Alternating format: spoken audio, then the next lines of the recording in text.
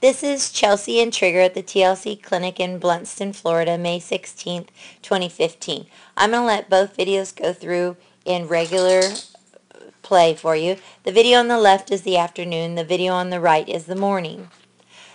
You were actually a 19.292 in the morning on the right, and you were at 20.109 in the afternoon on the left. You lost a second only because that first barrel you had a little more arc and a little less speed going to it, and you took about 3 strides of rate and then 4 strides around the barrel. You only want to have 2 strides of rate and 2 strides around your barrels. Your third barrel is your best barrel. You only rate it 2 strides and you get in and out of it in 2 strides on both the morning and the afternoon. The second barrel, even in the morning and the afternoon, you have a tendency to not quite get your timing going into your pocket, and then you step off on your exit and kind of do a little rainbow. So that's why I shortened your reins, and now I'm going to go through slow play for you, and we're going to just count the strides of rate and the strides around the barrel. We're going to look at body position, pocket, and that type of thing. So as you're coming in here, I want you to notice your approach, okay? On the left, you're out there pretty far. We could probably tighten that up a little bit and already shave 2 or 3 tenths. Okay, so I'm going to let the one on the left go, and you're going to count 1, 2, 1, 2, 3, 4. Okay, so the one on the right, still the same thing, a pretty big arc. We could probably tighten that up. Whoops. We could probably tighten that up about 2 or 3 feet there, and that would help you. So let's watch the one on the right again. 1, 2, 1, 2, 1, 2, 3. Okay, and that would help shave some time. So we're going to go back to the one on the left and look at your position going into that. We're going to try to get them both exactly in the same spot, so when you watch it, it'll be more play-by-play for you. Okay, so here's the morning and the afternoon on the left, and we're going to watch your body position. If you'll notice, almost identical. Your hands are a little bit forward, your body's forward, your hands here, and body here is forward. Okay, so we're going to see when you sit down and when he rates. So he's actually rating on his own, and right there you'll see you can stay up for the most part going into the barrel, but see what happens when your pocket gets too big. If you'll notice how far away you are from the barrel, you're about 6 feet off the barrel. So when that happens, when they get on the back side, their butt is kind of swinging, and it's worse on the left than the right. See how far off he is? So then you're forced to take an extra stride around the barrel. 1, 2, 3.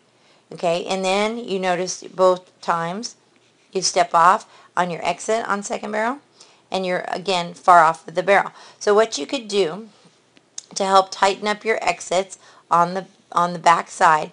So remember my cones for spot 2 and spot 3.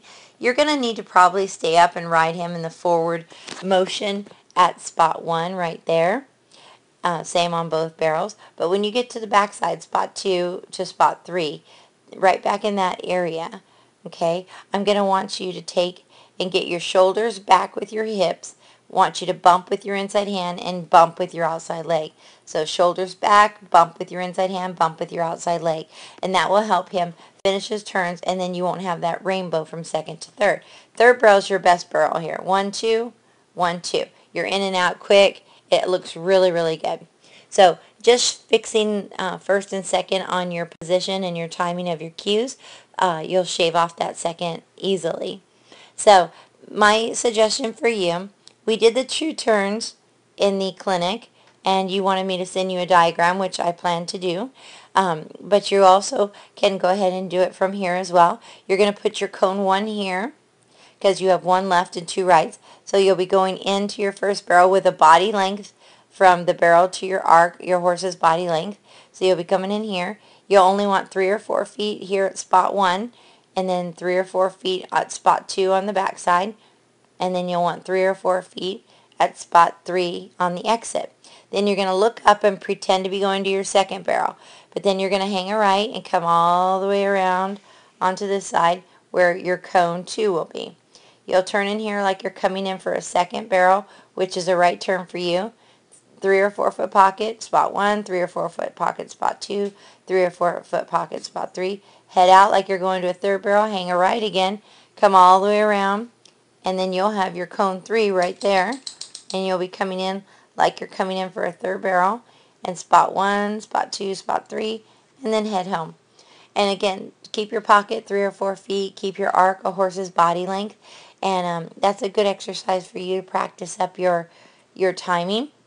But you could also do that exercise you did with Carly, large, medium, and small for fluidity.